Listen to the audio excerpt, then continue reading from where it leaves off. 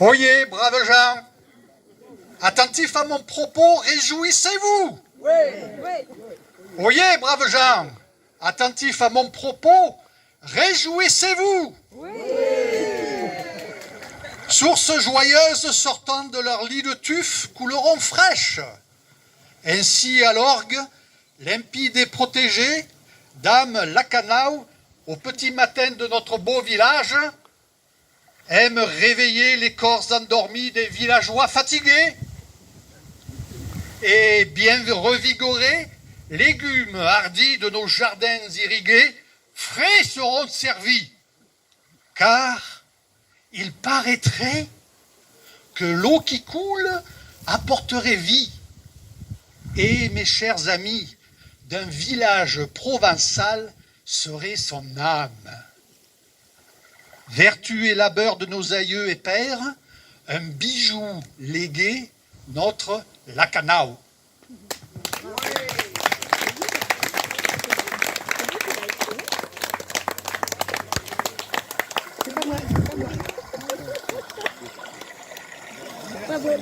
Bon, ça c'est fait. C'est bien.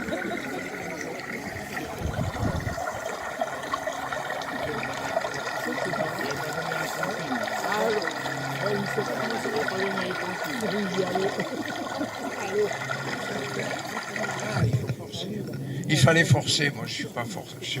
Parce que moi, oui. Bonjour à tous aussi, merci Alain, merci de la poésie que tu viens de dénoncer, que tu viens d'annoncer, pardon. Bonjour et bonjour à tous. Bonjour de nous avoir ouvert ce moment de convivialité. Bonjour à toutes et à tous, et si nous sommes sur ce site, c'est parce qu'il mérite notre attention. Depuis plusieurs années, notre association Au Fil de l'Orgue a porté son attention sur ce site qui a failli être bétonné par des maisons.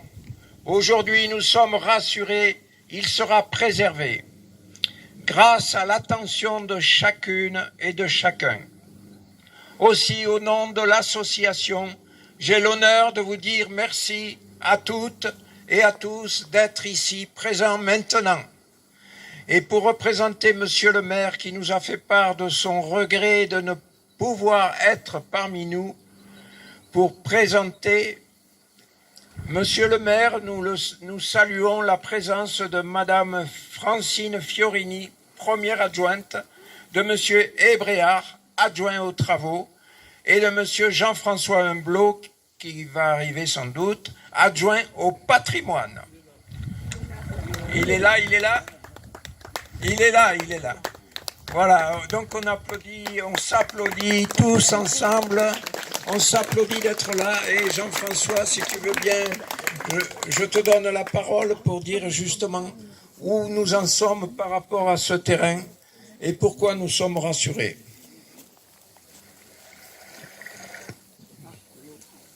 Approche-toi.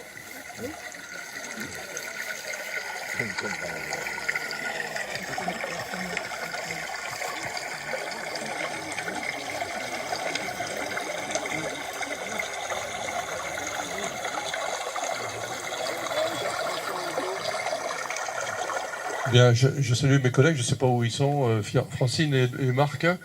Bon, je prends un peu la parole sous le couvert de votre contrôle, hein, bien sûr. Hein. Bien.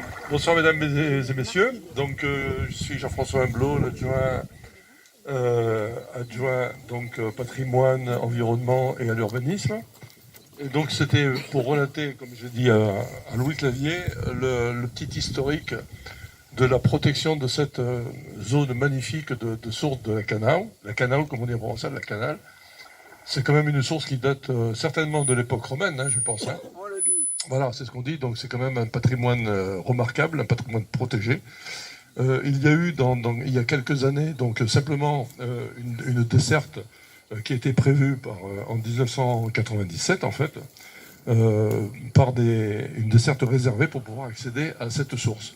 Mais c'était une desserte réservée, c'est-à-dire que la construction aurait pu être autorisée soit sur la source, soit à côté, aux environs de la source, Et donc, monsieur le maire n'a absolument pas voulu de construction qui se passe sur ce terrain-là, qui appartient au domaine privé. Donc, il y a eu une négociation avec le propriétaire du terrain qui a dit « Oui, mais moi, si vous interdisez la construction, je suis lésé parce que j'ai 2 autres terrains que je voudrais donner à mes enfants, tout ça, bon, je vous passe le détail. » Donc on a essayé de trouver, monsieur le maire a essayé de trouver un compromis pour pouvoir protéger cette source. Alors premièrement, vous savez que dans le PLU qui a été modifié, qui date de 2017, on a fait une modification du PLU et on a passé cette zone-là en emplacement réservé, c'est-à-dire que si vous pouvez regarder le plan sur le PLU qui est consultable par n'importe qui, c'est l'emplacement ER65 qui est un emplacement réservé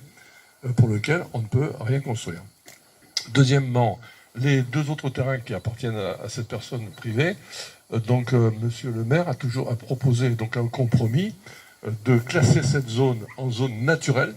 Alors cette petite zone naturelle, vous ne pouvez absolument rien faire dessus, hein, aucune construction, même pas de panneaux photovoltaïques, rien du tout.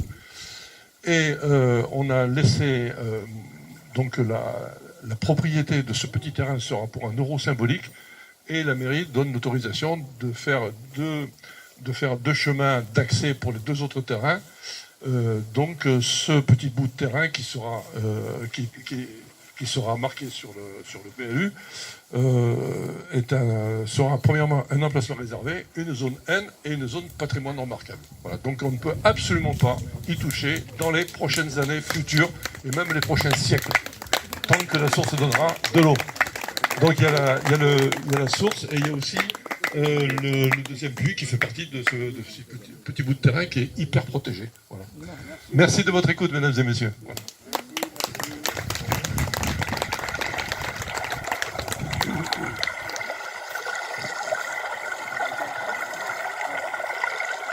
Bonjour. Bien loin de nous, dans des siècles lointains, il est probable que cette source, ici au fond du puits captant, sortait tout naturellement à la surface du sol, quelque part entre le lieu où nous sommes et l'emplacement du lavoir. Très tôt, cette abondante et régulière manne naturelle a fixé la communauté première, forcément agricole et pastorale. Longtemps plus tard est apparue la nécessité de protéger la source. Son écoulement courait encore dans des fossés à ciel ouvert à la fin du XVIe siècle, qu'on peut voir encore à l'air libre sur une carte de 1750. Le chemin naturel de l'eau est devenu, par leur volonté, le chemin des hommes. Ils ont réalisé, mais on ne sait pas vraiment à quelle époque, cette magnifique galerie dont vous pouvez voir quelques images présentées ici. La cité de l'Orgue est désormais connectée à sa source millénaire. Puis le réseau s'est ramifié encore et encore pour caresser cette terre et la féconder. C'est un chemin où déambule l'âme du village. Alain vient de nous le dire. Aujourd'hui, il est indispensable de fixer la mémoire collective. Il reste quelques témoins de cet âge où l'eau coulait à volonté, débordait, se perdait quelquefois parce que abondante et constante, parce qu'on ne parlait pas de changement climatique. Un temps d'une relative insouciance, désormais révolu. Aujourd'hui, il y a autour de cette source un défi majeur. Outre le besoin de continuer à éclairer le passé, l'enjeu réside dans la préservation et l'usage de la ressource pour le bien commun. Qui peut dire aujourd'hui que les sources couleront encore longtemps et surtout toute l'année? Cette source de la Canale garde encore bien des secrets. Elle pourrait nourrir bien des rêves. Nous y reviendrons tout à l'heure. Rêves de jardin, d'espaces verts, de fraîcheur, de villages fleuris, de places ombreuses, rêves de déambulation paisible, de chemins, de rencontres et d'imaginaires partagés. Voilà.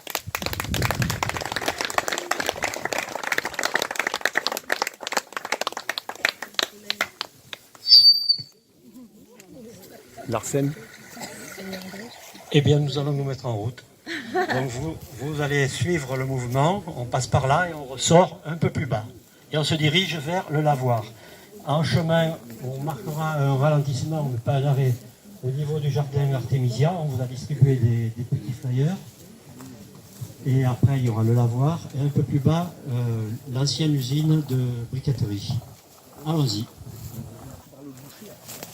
Et voir un petit peu comment on accède à la galerie par une échelle métallique. Attention au chapeau, hein. Les lunettes. Et les lunettes et au téléphone. Oui, elle se fait. T'inquiète.